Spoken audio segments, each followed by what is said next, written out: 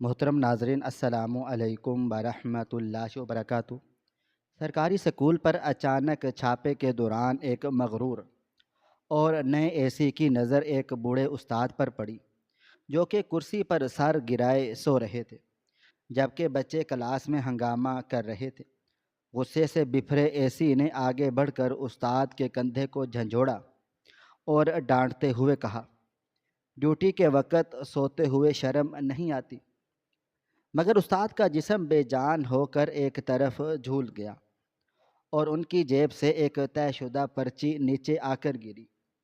پرچے کی عبارت پڑھتے ہی اے سی کے ہوش ٹھکانے آ گئے اور وہ اسی استاد کے قدموں میں گر کر زاروں قطار رونے لگا تھا، جس میں لکھا تھا، فلک سے برستی آگ نے دھرتی کا سینہ گرما دیا تھا اور جون کی دوپہر اپنی پوری شدت کے ساتھ شہر کے کناروں پر موجود اس کچی اور غریب بستی پر چھائی ہوئی تھی، جہاں زندگی گھٹ گھٹ کر ختم ہو رہی تھی۔ ہوا رک گئی تھی اور ماحول میں ایک انوکھا حبس تھا، جو سانس کی نالیوں میں پگھلا ہوا سیسا ڈال رہا تھا۔ گرد و غبار کے طوفان راستوں پر رقصاں تھے اور دور دور تک سناٹا چھایا ہوا تھا۔ اسی سناٹے اور خاموشی کو پھاڑتی ہوئی یکا یک ایک خوفناک آواز ابھری۔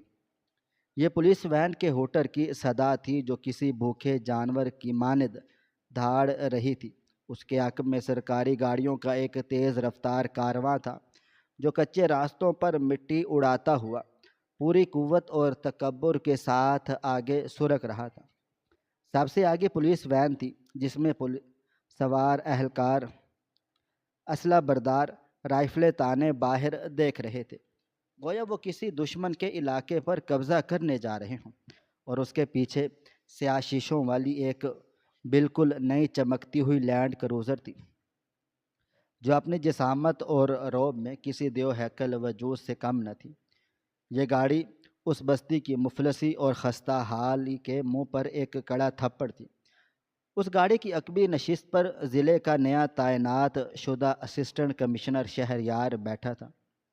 شہریار ایک خوبرو نوجوان اور بے حد ہوشیار افسر تھا، جس نے کچھ ہی عرصے قبل سول سروس کا امتحان اعلیٰ نمبروں سے پاس کیا تھا۔ اس کی عمر محض 30 برس تھی اور اس کی رگوں میں دوڑتا خون ابھی گرم تھا۔ اس نے اعلیٰ جامعات سے ڈگریاں لی تھیں اور اس کے دل و دماغ میں مغربی معاشرے کے قاعدے اور قانون بسے ہوئے تھے۔ وہ ایک آئیڈیلسٹ انسان تھا، جس کا خیال تھا کہ پاکستان کا اصل مسئلہ وسائل کا فقدان نہیں بلکہ نیت کی خرابی اور کام چوری ہے۔ اس کی ذہن سازی میں یہ بات پوری طرح بٹھا دی گئی تھی کہ سرکاری اہلکار، بالخصوص چھوٹے درجے کا عملہ، محض سختی کی زبان جانتا ہے اور یہ افراد بغیر کام کیے تنخواہیں بٹورنے کے عادی ہیں۔ شہریار کے مزاج میں ایک مخصوص قسم کا غرور اور انا موجود تھی، جو عموماً قابل اور کامیاب افراد میں آ جاتی ہے۔ وہ خود کو ایک نجات دہندہ مانتا تھا، جو بدعنوانی اور سستی کے اس ناسور کو جڑ سے اکھاڑ دے گا۔ اس کے چہرے پر ہر پل ایک متانت اور سختی چھائی رہتی تھی اور اس کی نگاہوں میں ایک ایسی سرد مہری اور صفاقی تھی کہ ماتحت عملہ اسے دیکھتے ہی کانپ جاتا تھا۔ اس لمحے بھی گاڑی کے خنک ماحول میں براجمان وہ باہر کی کڑی دھوپ اور اڑتی ہوئی مٹی کو حقارت بھری نظروں سے تک رہا تھا۔ اس کے ہاتھوں میں ایک نیلی فائل تھی، جس پر سرخ روشنائی سے گورنمنٹ پرائمری سکول چک نمبر 40 درج تھا، شکایات درج تھا۔ شہریار نے فائل کھولی اور ایک دفعہ پھر ان شکایات کا جائزہ لیا جو اس تعلیمی ادارے کے حوالے سے ملی تھی۔ اساتذہ کی لگاتار غیر حاضریاں، بچوں کا فرار ہونا، صفائی کا برا حال اور ہیڈ ماسٹر کی غفلت، یہ الفاظ شہریار کے ذہن پر ہتھوڑے برسا رہے تھے۔ اس نے طیش میں آ کر فائل بند کی اور ڈرائیور کو کڑے لہجے میں ہدایت کی کہ گاڑی مزید تیز بھگاؤ، میں نہیں چاہتا کہ انہیں ہماری آمد کی خبر بھی ہو۔ آج میں انہیں موقع پر ہی دبوچ لوں گا اور ایسا سبق سکھاؤں گا کہ ان کی اگلی نسلیں بھی سرکاری ملازمت میں سستی دکھانے سے خوف کھائیں گی۔ شہریار کا یہ طیش محض اس سکول کی حد تک نہ تھا، بلکہ یہ اس کی اس ساری نفرت کا عکس تھا جو وہ اس گلے سڑے نظام کے خلاف دل میں دبائے بیٹھا تھا۔ وہ خود کو حق بجانب سمجھ رہا تھا اور ان اساتذہ کو ظالم جو قوم کے معماروں کے مستقبل سے کھلواڑ کر رہے تھے، اور اسے اپنے اختیار، اپنے منصب اور اپنے قلم پر غرور تھا، جس کی ایک حرکت کسی کا بھی رزق چھیننے کی صلاحیت رکھتی تھی۔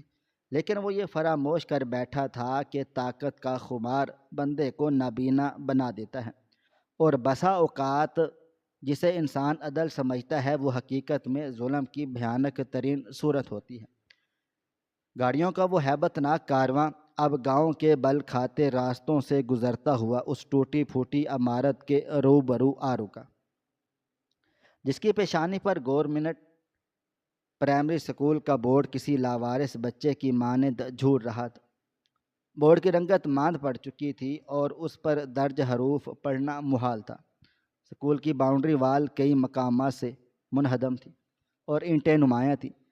دروازے پر تعینات ایک 60 سالہ معمر چوکیدار، جس کا یونیفارم کئی جگہوں سے ادھڑا ہوا تھا اور جس کے چہرے پر بھوک و افلاس کی داستان رقم تھی، اپنی خستہ چارپائی پر بیٹھا نیند کے جھونکے لے رہا تھا۔ ایک لخت سائرن کی آواز گونجی اور گاڑیوں کے پہیوں کے رگڑنے کی اس کی نیند غائب کر دی۔ اس نے بوکھلا کر اپنی کمزور نگاہوں سے دیکھا کہ سرکاری بابوؤں کا ایک ریلا اس کے دروازے پر کھڑا ہے۔ اس کے ہاتھوں سے ڈنڈا گر گیا اور وہ ننگے پیر دروازے کی جانب دوڑا۔ اس کے ہاتھ لرز رہے تھے اور دل کی دھڑکن تیز ہو چکی تھی۔ اس نے کڑی مشقت سے زنگ لگا گیٹ وا کیا۔ شہریار اپنی کروزر سے اترا تو اس نے اولین فرصت میں اپنی کلائی پر بندھی گھڑی پر نظر ڈالی۔ 11 بج چکے تھے۔ یہ تعلیمی سرگرمیوں کا عروج کا وقت تھا، لیکن سکول میں ایک پر اسرار سی خاموشی اور اجاڑ پن تھا۔ شہریار نے اپنی کالن اینک کے عقب سے سکول پر طائرانہ نگاہ ڈالی۔ گراؤنڈ میں گھاس اتنی طویل تھی کہ وہاں مویشی چھپ جائیں۔ پانی والے نلکے کے قریب گارا جمع تھا اور برآمدے میں کچرے کے انبار موجود تھے۔ یہ تمام مناظر دیکھ کر شہریار کے چہرے پر ایک زہریلی اور فاتحانہ مسکراہٹ ابھر آئی۔ دیکھا، میں نے بولا تھا نہ کہ یہ سارے کام چور ہیں۔ یہ حالت بنا رکھی ہے ان کے ادارے کی۔ اس نے اپنے پرسنل سیکرٹری کو مخاطب کیا جو ڈائری پکڑے عقب میں موجود تھا۔ یہ ساری خامیاں لکھو۔ آج ہیڈ ماسٹر کے ساتھ ساتھ تمام عملے کو شوز کاز نوٹس بھیجو۔ شہریار تیزی سے چلتا ہوا برآمدے کی جانب گیا۔ اس کے جوتوں کی آہٹ فرش پر ٹک ٹک کی صدا پیدا کر رہی تھی جو اسکول کے سناٹے کو چیر رہی تھی۔ اسی اثنا میں ہیڈ ماسٹر صاحب، جو ایک نحیف اور پریشان حال شخص تھے، اپنے دفتر سے برآمد ہوئے۔ ان کی شرٹ پر چائے کے نشانات تھے اور بال الجھے ہوئے تھے۔ وہ شہریار پر نظر پڑتے ہی یوں لرز اٹھے جیسے بکری قصاب کو دیکھ کر لرزتی ہے۔ سر خوش آمدید۔ آپ بنا بتائے آ گئے۔ ہیڈ ماسٹر کی آواز حلق میں ہی اٹک رہی تھی۔ شہریار نے انہیں نفرت امیز نگاہوں سے گھورا اور سلام کا جواب دیے بنا کڑکدار لہجے میں بولا، کیوں؟ یوں اچانک آ جانے پر کوئی مسئلہ ہے کیا؟ انتظامات کرنے کا وقت نہیں ملا کیا؟ میں نے تمہیں کچرا اٹھوانے کے لیے پہلے کوئی عرضی بھیجنی تھی؟ شہریار کا انداز انتہائی تلخ تھا۔ ہیڈ ماسٹر نے ندامت کے مارے گردن جھکا لی۔ نہیں سر، وہ اصل میں فنڈز جاری نہیں ہوئے گزشتہ 2 برس سے۔ ہم اپنی مدد آپ کے تحت۔ شہریار نے ہاتھ اٹھا کر انہیں چپ کروایا۔ جھوٹے بہانے مت تراشو۔ فنڈز نہیں آئے تو کیا صفائی کرنے کے لیے بھی فنڈز درکار ہیں؟ یہ سراسر تمہاری نااہلی ہے۔ میرے پیچھے آؤ، میں خود کلاسوں کا جائزہ لوں گا۔ شہریار ہیڈ ماسٹر کو ہمراہ لیے آگے چلا۔ وہ جس کمرے جماعت کے قریب سے گزرتا وہاں قبرستان کے جیسی خاموشی چھا جاتی۔ استاد اپنی کتابیں کھول کر الرٹ کھڑے ہو جاتے اور طلباء خوف زدہ ہو کر انہیں تکتے۔ ہر کمرہ افلاس اور مجبوری کا نمونہ پیش کر رہا تھا۔ پنکھے بند پڑے تھے، بیٹھنے والے ٹاٹ بوسیدہ تھے اور بچوں کا لباس گندا تھا، لیکن شہریار کی سوچ کے مطابق یہ سب محض اساتذہ کی سستی کا شاخسانہ تھا۔ اسے ان کی ان میں بے بسیاں دکھائی نہیں دے رہی تھی، اسے محض قاعدے قانون کی پامالی نظر آ رہی تھی۔ وہ ہر کمرے میں داخل ہو کر اساتذہ کی تذلیل کرتا، سوالات داغتا اور تسلی بخش جواب نہ ملنے پر کھڑی کھوٹی سناتا۔ اس کا برتاؤ ایک ظالم حکمران کے جیسا تھا، جو اپنی عوام کو حشرات الارض کے برابر گردانتا، اور جب وہ تعلیمی ادارے کے پچھلے حصے یعنی قدیم بلاک کی جانب گامزن تھے تو یکا یک ایک ایسی صدا نے شہریار کے بڑھتے قدم تھام لیا، جس نے اس کے طیش میں مزید اضافہ کر دیا۔ یہ واویلا تھا بچوں کے بے ترتیبی سے چلانے، ہنسنے اور بینچ پیٹنے کا واویلا۔ یہ شور شرابہ اسکول کے سب سے پچھلے کمرے سے ابھر رہا تھا، جو عین کونے پر موجود تھا۔ اس کمرے کا گیٹ بوسیدہ اور ٹوٹ پھوٹ کا شکار تھا، اور اندر سے اٹھنے والا شور چغلی کھا رہا تھا کہ وہاں کوئی ڈسپلن کا کوئی بھی وجود نہیں۔ شہریار کے ماتھے پر تیرو چڑھ گئی، اس کی آنکھوں سے غصے کی چنگاریاں پھوٹنے لگیں۔ اس نے پلٹ کر ہیڈ ماسٹر کو یوں خوشگمین نگاہوں سے دیکھا گویا انہیں زندہ نگل لے گا۔ یہ کیا سا ڈرامہ لگا رکھا ہے؟ شہریار نے دانت کچکچاتے ہوئے سوال کیا۔ کیا یہ کوئی لنڈا بازار ہے؟ وہاں پڑھائی نہیں ہو رہی کیا؟ اس قدر شور مچا رکھا ہے کہ سارا سکول سر پر اٹھا لیا ہے۔ کس کی ڈیوٹی ہے؟ وہاں ہیڈ ماسٹر کا چہرہ پیلا پڑ گیا، ان کے حواس باختہ ہو گئے۔ انہوں نے کانپتے ہوئے لہجے میں جواب دیا، سر وہ 5ویں جماعت کا کمرہ ہے، وہاں ماسٹر دین محمد صاحب کی ڈیوٹی ہوتی ہے۔ وہ ایک بہت ہی سینئر استاد ہیں، ہو سکتا ہے کوئی ایمرجنسی بن گئی ہو۔ شہریار نے ایک طنزیہ ہنسی۔ کیسی ایمرجنسی؟ ہاں ایمرجنسی ہی ہوگی، فون پر باتیں ہانکنے کی مجبوری، یا پھر خواب خرگوش کے مزے لینے کی مجبوری۔ میں ان پرانے کھسوٹوں کی رگ رگ سے واقف ہوں۔ یہ گمان کرتے ہیں کہ سرکاری ملازمت ان کے باپ کی وراثت ہے۔ آج میں اس کا سارا بخار اتاروں گا۔ شہریار نے غیظ و غضب کے عالم میں لمبے لمبے ڈگ بھرنے شروع کیے اور آندھی کی مانند اس کمرے کی طرف لپکا۔ ہیڈ ماسٹر صاحب اس کے تعاقب میں دوڑ رہے تھے اور تگ و دو کر رہے تھے کہ کوئی صفائی دے سکیں، لیکن شہریار کچھ بھی سننے پر آمادہ نہ تھا۔ وہ دروازے کے پاس پہنچا اور بنا اجازت مانگے پوری طاقت سے ٹھوکر رسید کر کے دروازہ چوپٹ کھول دیا۔ گیٹ کھلتے ہی اندر کا نظارہ اس کی آنکھوں کے روبرو تھا، اور یہ نظارہ کسی بھی اصول پسند شخص کو طیش دلانے کے لیے بہت تھا۔ کمرے میں لگ بھگ 50 کے قریب طلباء حاضر تھے، لیکن تعلیم و تعلم کا دور دور تک کوئی نام و نشان نہ تھا۔ بچے کاغذی جہاز بنا بنا کر ہوا میں اچھال رہے تھے، کچھ طلباء ڈیسکوں پر چڑھ کر اچھل کود کر رہے تھے، اور کچھ آپس میں گتھم گتھا تھے۔ ٹیچر کی کرسی کے قریب سکوت طاری تھا۔ وہاں ایک خستہ حال کرسی پر ایک معمر شخص سر گرائے میز پر بے سدھ پڑا تھا۔ اس کے اجلے بال بکھرے پڑے تھے، اور وہ طلباء کے اس ہنگامے سے قطعی انجان میٹھی نیند کے مزے لے رہا تھا۔ شہریار کی آنکھوں میں شدید غصے کی سرخی چھا گئی۔ کتنی شرم کا مقام ہے، اس نے اپنے دل میں کہا۔ یہاں بچوں کا مستقبل برباد ہو رہا ہے، اور یہ بندہ یہاں خواب آور گولیاں کھا کر سویا پڑا ہے۔ ابھی میں اس کا سارا خمار توڑتا ہوں۔ شہریار جلال میں آگے سرکا۔ اس کا اٹھنے والا ہر قدم کسی آفت کا پتہ دے رہا تھا۔ لیکن ذرا رکیے، اس سے قبل کہ ہم یہ جانیں کہ شہریار نے کیا قدم اٹھایا، ہمیں وقت کی سوئیوں کو قدرے پیچھے موڑنا پڑے گا۔ ہمیں یہ کھوجنا ہوگا کہ یہ ضعیف انسان، یہ ماسٹر دین محمد، اس کرسی پر اس خستہ حالت تک کیسے پہنچا؟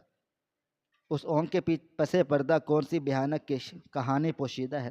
چلے 12 گھنٹے قبل کے وقت میں چلتے ہیں اور اس مٹی کے گھروندے کا در کھٹکھٹاتے ہیں جہاں پچھلی شب عذاب نازل ہوا تھا۔ پچھلی رات شہر کے دوسرے سرے پر موجود ایک سکڑی اور اندھیری گلی میں، جہاں سیوریج کے پانی کی تعفن زدہ بو گھڑی ہوا میں رچی بسی رہتی تھی۔ ماسٹر دین محمد کا 2 کمروں پر مشتمل کچا گھر اجاڑ پن اور مفلسی کا نمونہ بنا کھڑا تھا۔ شب کا آخری حصہ تھا اور فلک پر بجلیاں چمک رہی تھیں، جن کی چمک مکان کی ٹپکتی چھت سے اندر داخل ہو رہی تھی۔ کمرے میں ایک نیا کمزور سا بلب روشن تھا، جس کی زردی مائل روشنی میں افلاس اور بھی بھیانک محسوس ہو رہا تھا۔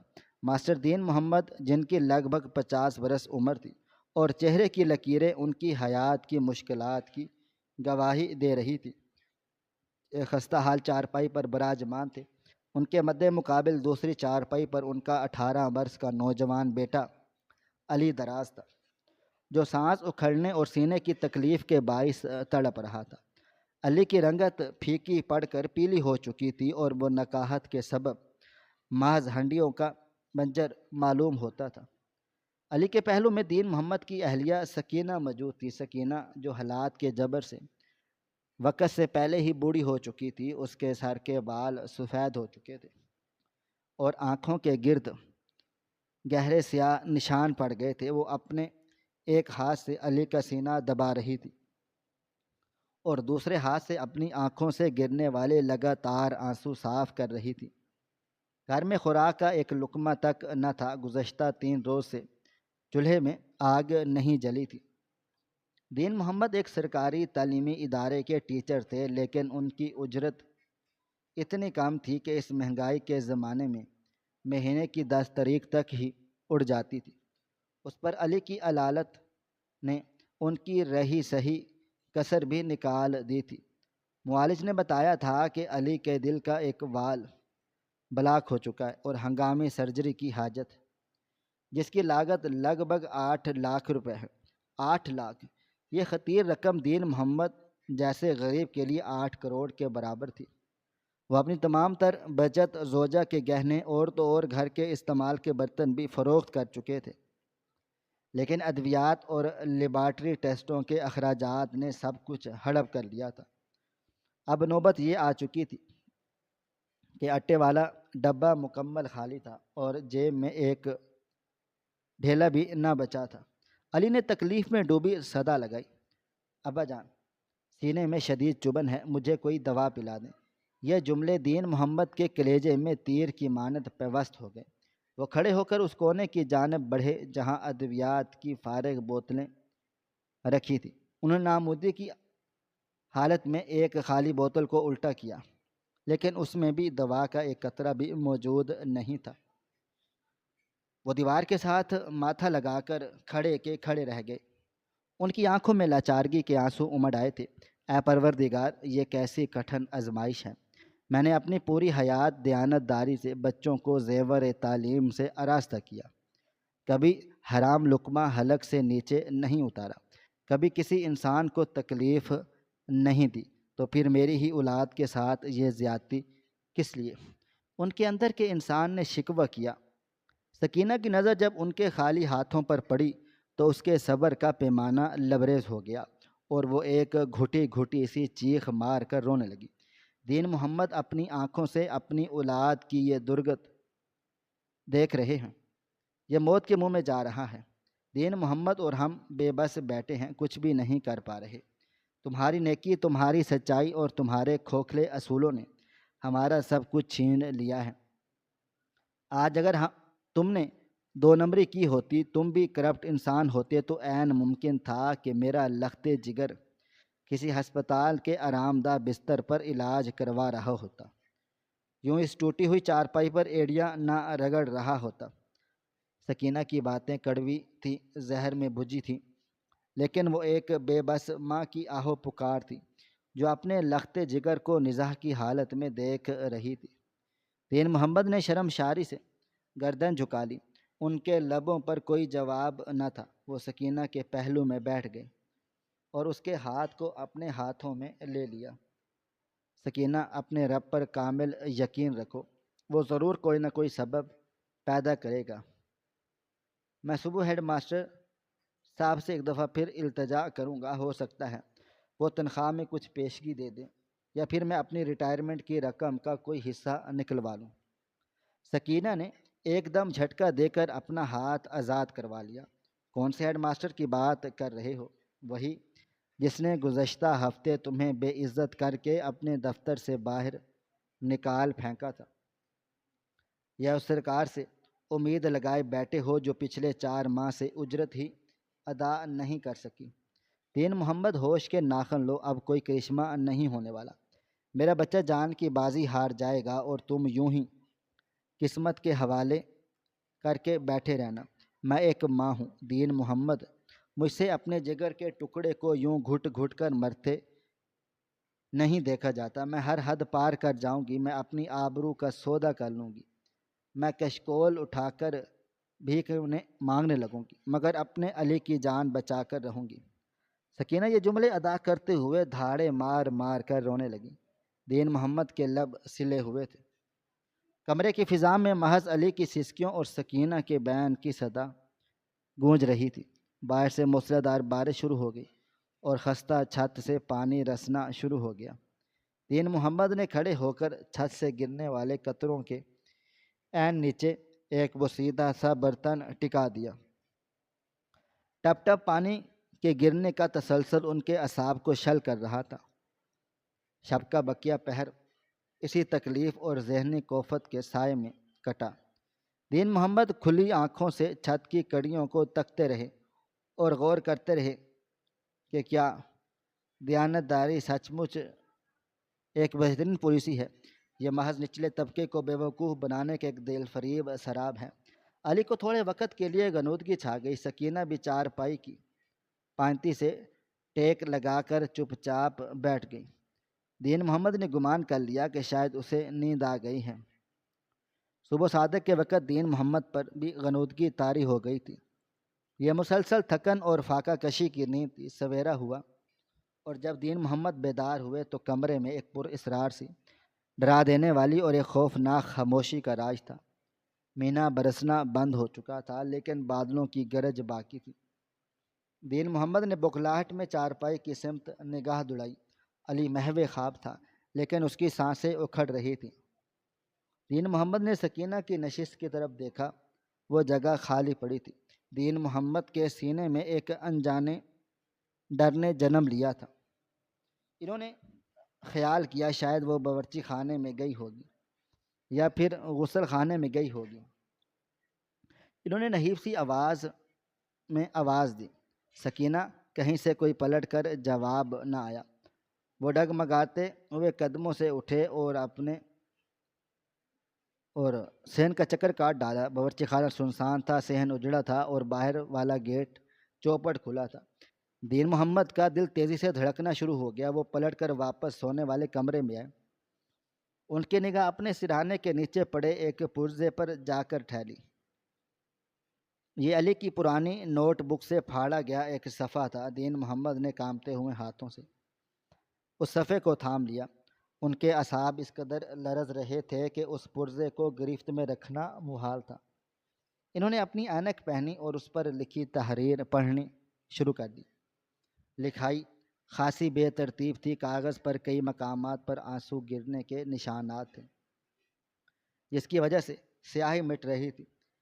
اس پرزے پر تحریر تھا: دین محمد، مجھے بخش دینا، میں زندگی سے ہار مان چکی ہوں۔ میری ہمت جواب دے گئی ہے۔ میں ایک ماں ہوں اور ماں کا کلیجہ بے حد نازک ہوتا ہے۔ میں مزید علی کو بھوک سے روتا اور درد سے تڑپتا ہوا نہیں دیکھ سکتی۔ تمہاری نیکی اور تمہاری تنخواہ اب ہمارے کام نہیں آ رہی۔ تمہارے اصول ہمیں روٹی نہیں دے سکتے۔ میں گھر چھوڑ کر جا رہی ہوں۔ مت سوچنا کہ میں کسی کے ساتھ بھاگ گئی ہوں یا دھوکہ دہی کر رہی ہوں۔ میں اپنی ممتا کی لاج رکھنے جا رہی ہوں۔ میں شہر کے چوکوں پر جاؤں گی، لوگوں کے سامنے ہاتھ پھیلاؤں گی، بھیک مانگوں گی، ان کے پاؤں پڑوں گی، اپنی چادر ان کے آگے بچھاؤں گی تاکہ اپنے بچے کے آپریشن کے پیسے جمع کر سکوں۔ تم ایک استاد ہو، تم ایک عزت دار انسان ہو، تم سے یہ سب نہیں ہوگا۔ تمہاری عزت تمہیں مرنے تو دے گی مگر ہاتھ پھیلانے نہیں دے گی۔ تم بھوکے رہ سکتے ہو مگر مانگ نہیں سکتے۔ لیکن میں ماں ہوں، میرے لیے عزت سے بڑھ کر میرا بچہ ہے۔ اگر میری چادر بکنے سے بھی علی کی سانسیں بچتی ہیں تو یہ سودا مجھے منظور ہے، میں تب تک واپس نہیں آؤں گی جب تک علی کے پیسے علاج کے لیے نہیں لے آتی۔ علی کا خیال رکھنا، اسے مت بتانا کہ میں اس کی بیکارن ماں بن گئی ہوں۔ تمہاری بدقسمت اور ہاری ہوئی سکینہ۔ پرچی کے آخری لفظ پڑھتے ہی دین محمد کے گلے سے ایک ایسی خوفناک اور خاموش چیخ نکلی جس نے ان کے جسم کی بنیادیں ہلا ڈالیں۔ کاغذ ان کے ہاتھ سے چھوٹ کر نیچے گر گیا، ان کے پیروں تلے سے زمین نکل گئی، آسمان ان کے سر پر آ گرا۔ ان کی بیوی، ان کی سکینہ، جس نے 30 سال غریبی میں ان کا ساتھ دیا، جس نے کبھی گلہ شکوہ نہیں کیا، آج وہ بھیک مانگنے نکل گئی صرف اس لیے کہ وہ ایک ناکام شوہر اور باپ ثابت ہوئے۔ ان کے سینے کے بائیں طرف ایک شدید اور جان لیوا درد اٹھا، جیسے کسی نے گرم لوہا ان کے دل میں اتار دیا ہو۔ یہ درد اتنا تیز تھا کہ ان کا سانس رک گیا۔ وہ وہیں چارپائی پر بیٹھ گئے اور اپنا سینہ پکڑ لیا۔ ان کے آگے اندھیرا چھانے لگا، ان کا جسم ٹھنڈا پڑ رہا تھا اور ماتھے پر ٹھنڈے پسینے آ رہے تھے۔ ان کا دل چاہ رہا تھا کہ وہیں لیٹ جائیں اور مر جائیں، اس ذلت اور بے بسی کی زندگی سے جان چھڑا لیں، مگر پھر علی کی آواز نے انہیں چونکا دیا اور علی کی نیند میں اماں پکار رہا تھا۔ دین محمد نے خود کو سنبھالا نہیں۔ میں مر نہیں سکتا، اگر میں مر گیا تو علی اکیلا رہ جائے گا، سکینہ کو کون ڈھونڈے گا؟ انہوں نے دیوار کا سہارا لے کر کھڑے ہونے کی کوشش کی۔ ان کے دل و دماغ میں آیا کہ سکول جانا ہے، آج اگر چھٹی کی تو تنخواہ کٹ جائے گی اور یہ تنخواہ ہی تو واحد امید تھی۔ انہوں نے کانپتے ہوئے ہاتھوں سے وہ پرچی زمین سے اٹھائی، اسے چوما اور اپنی میلی قمیض کی اوپر والی جیب میں رکھ لیا، دل کی جگہ کے بالکل قریب، اوپر جیسے کوئی تحریر نہیں بلکہ ان کا جنازہ ہو۔ وہ لڑکھڑاتے ہوئے باہر نکلے۔ ان کی چال میں ایک عجیب سی ویرانی تھی، وہ زندہ لاش بن چکے تھے۔ راستے میں لوگ مل رہے تھے، سلام کر رہے تھے، مگر دین محمد کو کچھ سنائی نہیں دے رہا تھا۔ ان کے کانوں میں صرف سکینہ کے بول گونج رہے تھے، میں باہر بھیک مانگنے جا رہی ہوں۔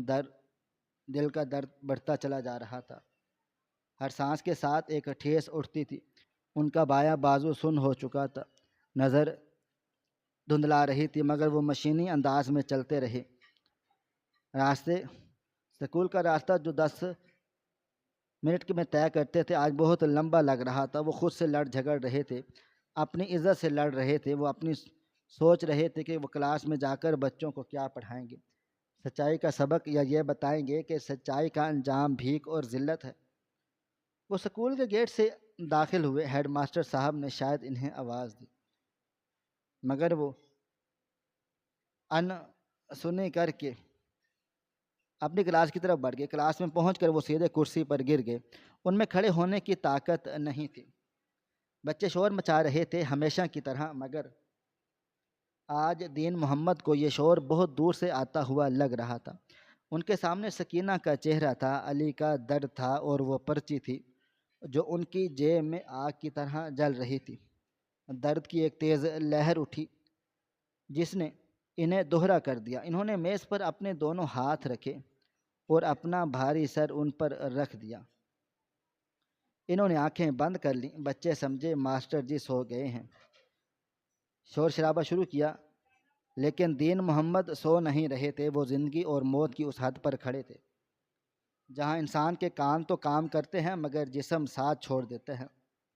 وہ سن رہے تھے کہ بچے ہنس رہے ہیں، وہ سن رہے تھے کہ باہر کی دنیا چل رہی ہے، مگر وہ اپنی انگلی تک نہیں ہلا سکتے تھے۔ ان کا دل آخری ہچکیاں لے رہا تھا، ان کی روح جسم سے اڑنے کے لیے تیار تھی۔ اور اسی حالت میں موت کے وقت جب ان کی دنیا اندھیر ہو رہی تھی اور کلاس کا دروازہ زور سے کھلا اور ایسی شہریار اندر آیا۔ شہریار کی آنکھیں غصے سے لال تھی اور وہ ایک شکاری کی طرح اپنے شکار کو دیکھ رہا تھا۔ اسے صرف ایک سوتا ہوا لاپرواہ استاد نظر آیا، اسے وہ طوفان نظر نہیں آیا جو اس بوڑھے شخص کو جسم کو اندر ہی اندر کھا چکا تھا۔ شہریار کا غصہ اپنے عروج پر تھا اور دین محمد کی خاموشی اس غصے کو مزید بھڑکا رہی تھی۔ شہریار نے اپنے بھاری جوتوں کے ساتھ استاد کی طرف قدم بڑھائے۔ وہ نہیں جانتا تھا وہ جس بندے کو جگانے جا رہا ہے وہ ہمیشہ کے لیے سو چکا ہے یا سونے والا ہے، اور اس کی جیب میں موجود پرچی ایک ایسا بم ہے جو پھٹے گا تو شہر یار کی ساری انا، سارا غرور اور سارا کچرا نظام کچرے کا ڈھیر بن جائے گا۔ شہریار کا وجود غصے اور غرور کی آگ میں جس قدر جل رہا تھا وہ ایک ہی پل میں برف کی طرح ٹھنڈی پڑ گئی تھی، اور اس کے اندر کا سارا غرور ٹوٹ کر اس کے قدموں میں بکھر گیا تھا۔ جب اس کی نظریں اپنے مہنگے اور چمکتے جوتوں کے پاس پڑی، اس میلی پڑی ہوئی مڑی ہوئی اور آنسوؤں سے بھیگی ہوئی پرچی پر جم گئی، ایک انجانی طاقت نے اسے جھکنے پر مجبور کر دیا، اور اس نے کامتے بے جان اور پسینے سے بھرے ہاتھوں سے وہ کاغذ کا ٹکڑا اٹھایا۔ یہ صرف کاغذ کا ایک عام ٹکڑا نہیں تھا بلکہ پورا ایک دکھ تھا، ایک ایسا خاموش رونا تھا جو آواز کے بغیر بھی آسمان کو ہلا رہا تھا۔ شہریار نے اپنی دھندلی ہوتی آنکھوں کو بھی صاف کر کے پڑھا دیا، دین محمد نے زندگی سے ہار گئی ہوں، اور میں ایک ماں ہوں، اور میں اپنے بچے کی زندگی کی بھیک مانگنے جا رہی ہوں، کیونکہ تمہاری نیکی ہمیں روٹی اور دوا نہیں دے سکی۔ ان لفظوں نے شہریار کے اندر غرور کی آخری دیوار بھی گرا دی، اس کی افسری کا نشہ خاک میں مل گیا۔ اس نے آہستہ سے سر اٹھا کر کرسی پر بے جان اور ٹیڑھے پڑے اس بوڑھے انسان کو دیکھا جسے وہ کچھ دیر پہلے کام چور، غافل، نکما اور قوم کا مجرم سمجھ رہا تھا، مگر وہ شخص تو خاموشی سے زندگی کی سب سے بڑی جنگ لڑ کر اپنی عزت، اپنی خودداری اور اپنے فرض کو نبھاتے ہوئے جان دے چکا تھا۔ وہ سو نہیں رہا تھا، وہ اس ظالم اور اندھے معاشرے کے منہ پر ایک زوردار تھپڑ مار کر ہمیشہ کے لیے خاموش ہو گیا تھا۔ کمرے میں موجود بچے سہمے ہوئے تھے، ان کے ہاتھوں سے وہ کاغذ کے جہاز گر چکے تھے۔ ہیڈ ماسٹر صاحب اور دوسرے استاد بھی ڈر اور دکھ سے بفر چکے تھے، مگر شہریار کو اس وقت کوئی سنائی نہیں دے رہا تھا۔ کمرے کا شور غائب ہو چکا تھا اور اس کے کانوں میں صرف اپنے ضمیر کی آواز گونج رہی تھی جو اسے لگاتار تانے دے رہی تھی کہ تم نے ایک مسیحا کو قاتل سمجھ لیا ہے، تم نے ایک شہید کو مجرم بنا دیا ہے۔ اچانک شہریار کے دل و دماغ پر ایک زوردار دھماکہ ہوا۔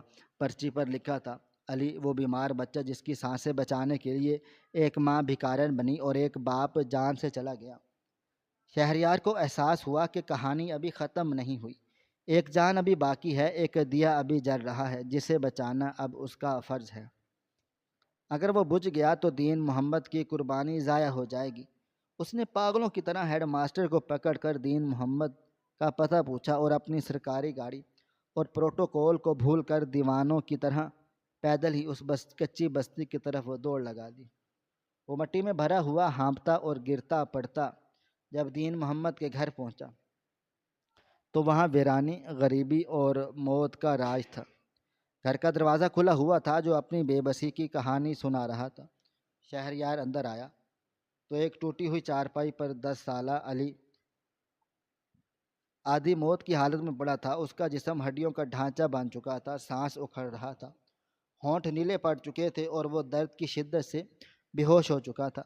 مکھیوں نے اس کے معصوم چہرے پر اور ڈیرے ڈال رکھے تھے۔ شہریار نے کو دیکھا تو اس کا دل پھٹ گیا۔ یہ وہی بچہ تھا جس کی سانسوں کی قیمت دینے کے لیے اس کے ماں باپ نے اپنی ہستیاں مٹا ڈالی تھی۔ شہریار نے ایک پل کی دیر کیے بغیر علی کو اپنی گود میں اٹھایا۔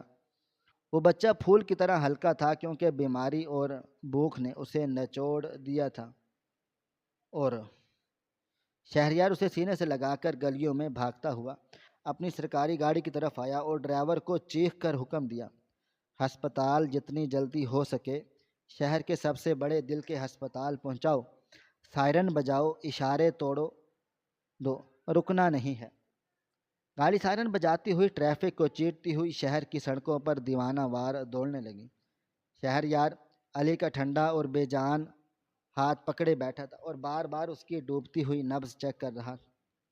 اس کی آنکھوں سے آنسو بہہ رہے تھے اور وہ دل ہی دل میں دعائیں مانگ رہا تھا کہ یا اللہ مجھے دین محمد کے سامنے شرمندہ مت کرنا، اس بچے کو بچا لے، میں گناہ گار ہوں مگر یہ بچہ معصوم ہے۔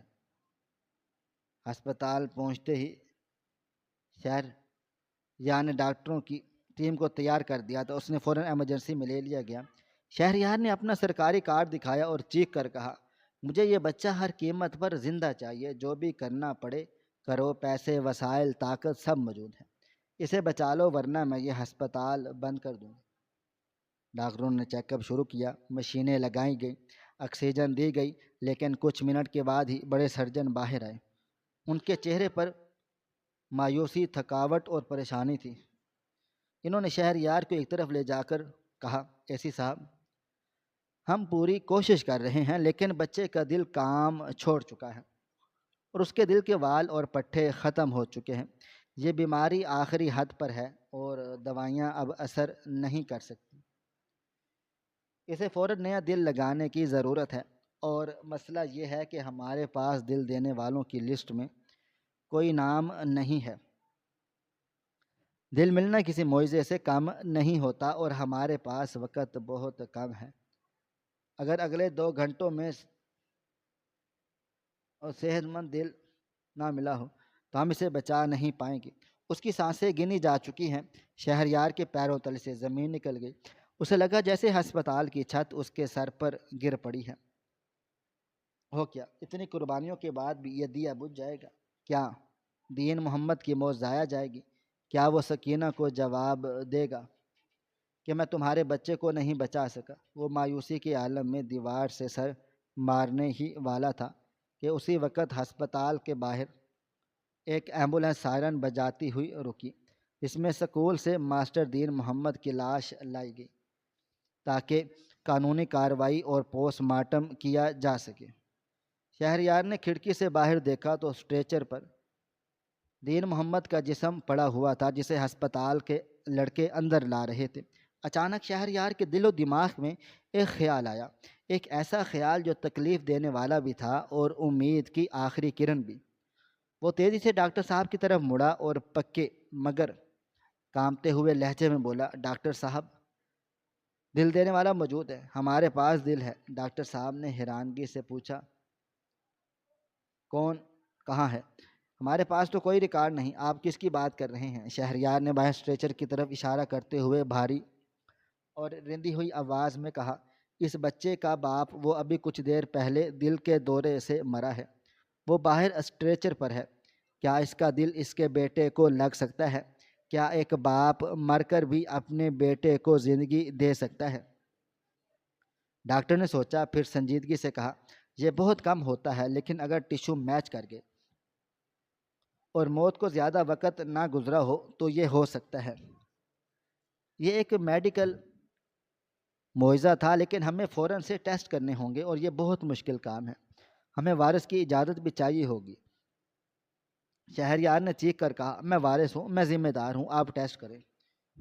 یہ ایک دوڑ تھی، موت اور زندگی کی دوڑ۔ ڈاکٹروں نے فوراً دین محمد کے جسم کو آپریشن تھیٹر بھیج دیا گیا تھا اور پھر ٹیسٹ کیے گئے۔ لیبارٹری میں ہلچل مچ گئی۔ قدرت کا کرشمہ دیکھیے کہ باپ اور بیٹے کے ٹیشو میچ کر گئے۔ شاید قدرت بھی یہی چاہتی تھی کہ وہ دل جو بیٹے کے غم میں پھٹ گیا تھا اب اسی بیٹے کے سینے میں دھڑک کر اسے زندگی دے۔ آپریشن کی تیاریاں جنگی بنیادوں پر شروع ہو گئیں۔ ایک طرف باپ کا سینہ چیرا جا رہا تھا تاکہ وہ دل نکالا جا سکے جس میں صرف اولاد کا پیار تھا، اور دوسری طرف بیٹے کو زندگی دینے کی تیاری ہو رہی تھی۔ یہ ایک جذباتی منظر تھا جس نے پتھر دل ڈاکٹروں کی آنکھوں میں بھی آنسو لا دیے۔ ادھر شہریار نے پولیس کے سارے عملے کو ہائی الرٹ کر رکھا تھا کہ سکینہ بی بی کو ڈھونڈا جائے۔ شام کے سائے گہرے ہو رہے تھے جب پولیس کو خبر ملی کہ شہر کے بڑے چوک پر ایک عورت بے ہوش پڑی ہے، اور ملی بھی ہے، جو سارا دن پاگلوں کی طرح لوگوں کے آگے جھولی پھیلا کر کہہ رہی تھی کہ میرے بچے کی زندگی خرید لو، میں اپنی ممتا بیچنے آئی ہوں، کوئی تو بچا لو میرے علی کو، میں اپنی عزت بیچنے آئی ہوں۔ اسے فوراً اسی ہسپتال لایا گیا۔ جب سکینہ کو ہوش آیا تو وہ آدھی پاگل ہو چکی تھی۔ وہ ڈاکٹروں اور نرسوں کو دھکے دے رہی تھی اور چیخ چلا رہی تھی، مجھے جانے دو، مجھے پیسہ جمع کرنے دو، میرا علی مر جائے گا۔ دین محمد کے بعد پیسے نہیں تھے، وہ غریب استاد ہے، وہ نہیں مانگ سکتا، میں ماں ہوں، میں لاؤں گی پیسے۔ شہریار کمرے میں داخل ہوا۔ اس کی آنکھیں لال سرخ تھیں اور چہرہ اترا ہوا تھا۔ اس نے آگے بڑھ کر سکینہ کو سہارا دیا۔ سکینہ نے اسے پہچانا نہیں، مگر اس کی وردی دیکھ کر سہم گئی، ڈر گئی۔ شہریار نے انتہائی نرمی اور شفقت سے کہا، اماں، آپ کو کہیں جانے کی ضرورت نہیں، آپ کا امتحان ختم ہو گیا، علی کا آپریشن ہو رہا ہے، پیسوں کا انتظام ہو گیا ہے، آپ کا بیٹا بچ جائے گا۔ سکینہ ایک دم رک گئی، اس کی آنکھوں میں امید اور بے یقینی کے دیے جل اٹھے۔ اس نے کانپتی آواز میں پوچھا، کیا؟ کس نے کیا انتظام؟ سچ بتاؤ بابو جی، کیا دین محمد نے؟ کیا وہ پیسے لے آیا؟ مجھے پتہ تھا وہ لائے گا۔ شہریار نے نظریں جھکا لیں، اس میں سچ بولنے کی ہمت نہیں تھی۔ اس نے جھوٹ بولا، جی اماں، دین محمد نے انتظام کر دیا ہے، آپ کا شوہر ہارنے والوں میں سے نہیں تھا، اس نے اپنا وعدہ پورا کر دیا ہے، وہ ایک عظیم انسان ہے۔ سکینہ کے چہرے پر ایک کمزور سی مسکراہٹ آئی اور آنسو بہنے لگے۔ میں جانتی تھی میں جانتی تھی کہ میرا دین محمد مجھے رولنے نہیں دے گا، وہ بہت خوددار ہے۔ دیکھا بابو جی، اس نے اپنی خودداری بھی رکھ لی اور میرا بچہ بھی بچا لیا، لیکن وہ ہے کہاں؟ وہ میرے پاس کیوں نہیں آیا؟ وہ مجھے بتا کر کیوں نہیں گیا؟ وہ مجھ سے ناراض تو نہیں؟ شہریار کے پاس اس سوال کا کوئی جواب نہیں تھا۔ اس کا دل چاہ رہا تھا کہ وہ دھاڑے مار مار کر روئے۔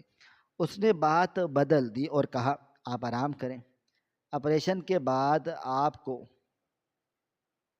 علی سے ملوائیں گے۔ کئی گھنٹوں تک آپریشن چلا۔ یہ شہر کی تاریخ کا ایک انوکھا اور دردناک آپریشن تھا، جہاں ایک باپ اپنا دل نکال کر بیٹے کو دے رہا تھا۔ رات گئی، آپریشن تھیٹر کی بتی بجھ گئی، سرجن باہر آیا، اس کا چہرہ تھکا ہوا تھا، مگر آنکھوں میں اطمینان تھا۔ اس نے شہریار کو دیکھ کر مسکرایا، مبارک ہو اے سی صاحب، آپریشن کامیاب رہا، علی بچ گیا ہے، نیا دل ٹھیک سے کام کر رہا ہے، جسم نے دل کو قبول کر لیا ہے۔ دین محمد کا دل اب علی کے سینے میں دھڑک رہا ہے۔ شہریار نے سکون کا سانس لیا، مگر اس کی آنکھوں میں آنسو آ گئے۔ اس نے سوچا کہ دین محمد مر کر بھی اپنے بیٹے کی رگوں میں زندہ رہے گا۔ یہ کیسی قربانی تھی جو ایک باپ نے دی تھی۔ اگلی صبح علی کو ہوش آیا، اسے ICU میں شفٹ کر دیا گیا۔ سکینہ کو جب بتایا گیا کہ اس کا بیٹا خطرے سے باہر ہے تو وہ دیوانہ وار اس کی طرف بھاگی۔ شیشے کے پار اپنے بچے کو ساتھ لیتے دیکھ کر وہ سجدے میں گر گئی تھی، خدا کا لاکھ لاکھ شکر ادا کیا۔ پھر وہ باہر آئی، جہاں شہریار دیوار سے ٹیک لگائے کھڑا تھا۔ سکینہ نے ادھر ادھر دیکھا، اس کی نظریں کسی کو تلاش کر رہی تھیں۔ اس نے شہریار کے پاس جا کر ہاتھ جوڑتے ہوئے کہا، صاحب، میرا علی تو بچ گیا، اللہ آپ کا بھلا کرے، آپ فرشتہ ہیں، لیکن دین محمد اب نہیں آئے، ان کا فون بھی نہیں آیا، وہ مجھ سے ناراض ہیں۔ میں جانتی ہوں وہ خفا ہیں۔ سکینہ کی آواز میں ایک انجانا خوف اور تڑپ تھی۔ وہ ضرور مجھ سے خفا ہوں گے، میں انہیں سوتا ہوا چھوڑ کر بنا بتائے گھر سے نکل گئی تھی، میں نے ان کی عزت کی پرواہ نہیں کی، مجھے ان سے معافی مانگنی چاہیے، مجھے بتائیں وہ کہاں ہیں؟ انہوں نے اتنے پیسوں کا انتظام کیسے کیا؟ کہیں انہوں نے خود کو کسی مصیبت میں تو نہیں ڈال لیا؟ کہیں وہ قرض خواہ کے پاس گروی تو نہیں رکھوا آئے خود کو؟ مجھے ان کے پاس لے چلیں، میں ان کے قدموں میں گر کر معافی مانگوں گی۔ شہریار کا ضبط اب جواب دے رہا تھا۔ اس کا دل چاہا کہ وہ زمین پھاڑ کر اس میں سما جائے۔ اسے لگا کہ اب مزید جھوٹ نہیں بولا جا سکتا، حقیقت کا زہر اگلنا ہی پڑے گا، چاہے وہ کتنا ہی جان لیوا کیوں نہ ہو۔ اس نے سکینہ کے کمزور کاندھوں پر اپنے دونوں ہاتھ رکھے اور اس کی آنکھوں میں آنکھیں ڈالیں جو آنسوؤں اور امید سے بھری ہوئی تھی، اور بھاری آواز میں کہا، اماں، وہ ناراض نہیں ہیں، وہ آپ سے بہت زیادہ پیار کرتے تھے، اور نہ ہی وہ کہیں گئے ہیں، وہ یہی ہیں، بہت قریب، آپ کے بیٹے کے پاس۔ سکینہ نے حیرت سے ادھر ادھر دیکھا، یہی ہیں تو سامنے کیوں نہیں آتے؟ مجھ سے چھپ کیوں رہے ہیں؟ شہریار نے ایک لمبی اور بوجھل سانس لی اور وہ جملہ بولا جو کسی بھی انسان کو توڑنے کے لیے کافی تھا۔ اماں، انہوں نے پیسوں کا انتظام نہیں کیا تھا۔ پیسوں سے زندگی نہیں خریدی جا سکتی۔ انہوں نے زندگی کا سودا کیا ہے۔ انہوں نے اپنی جان کا نذرانہ دیا ہے۔ علی کے سینے پر ہاتھ رکھ کر باہر سے دیکھیں، وہاں جو دل دھڑک رہا ہے نا، وہ علی کا نہیں ہے، ماسٹر دین محمد کا ہے۔ وہ اپنا دل، اپنی جان دے کے اپنے بچے کو زندگی دے گئے ہیں۔ وہ سوئے ہوئے استاد ہمیشہ ہمیشہ کے لیے سو گئے ہیں تاکہ آپ کا بیٹا جاگ سکے، اور اب علی کے اندر زندہ ہیں۔ لمحہ بھر کے لیے وہاں موت کا سا سناٹا چھا گیا تھا۔ سکینہ کے چہرے پر تاثرات منجمد ہونا شروع ہو گئے تھے۔ اسے بات سمجھنے میں کچھ پل لگے، جیسے اس کا دل و دماغ اس بھیانک حقیقت کو قبول کرنے سے انکاری ہو۔ اور پھر ہسپتال کے کوریڈور میں ایک ایسی دل خراش چیخ گونجی جس نے ہر سننے والے کا دل دہلا دیا، اور دیواریں بھی لرز اٹھیں۔ سکینہ نے اپنے دونوں ہاتھوں سے اپنا سر پیٹ لیا۔ ہائے دین محمد، یہ تم نے کیا کیا؟ وہ دھاڑے مار کر رونے لگے، اور وہ فرش پر پڑی اور ایڑیاں رگڑنے لگی جیسے کوئی ذبح ہوتا ہوا جانور تڑپتا ہے۔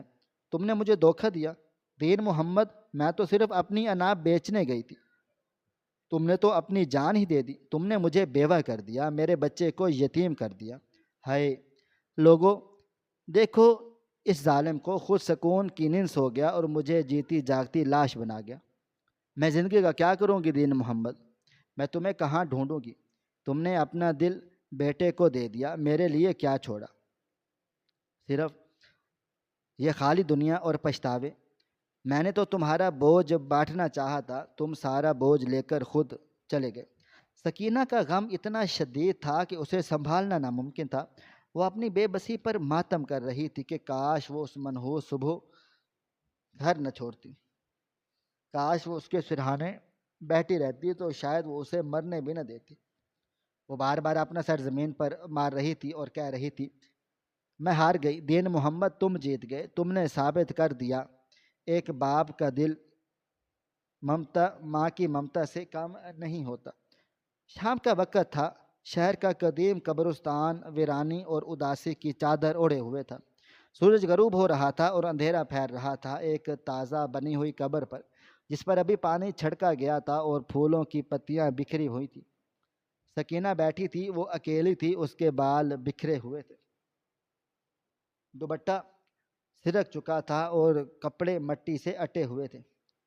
اس نے اپنے دونوں ہاتھوں میں قبر کی گیلی اور ٹھنڈی مٹی بھری ہوئی تھی۔ وہ اس مٹی کو دیوانہ وار چوم رہی تھی، کبھی اپنے ماتھے پر ملتی، کبھی اپنے بالوں میں لگاتی ڈالتی تھی، اور کبھی اپنے سینے سے لگا لیتی۔ وہ قبر سے ایسے باتیں کر رہی تھی جیسے دین محمد اس کے سامنے بیٹھے ہوں اور اس کی باتیں سن رہے ہوں۔ دیکھو دین محمد، اٹھو نا، بات کیوں نہیں کرتے؟ دیکھو میں آ گئی ہوں، میں بھیک مانگ کر واپس آ گئی ہوں۔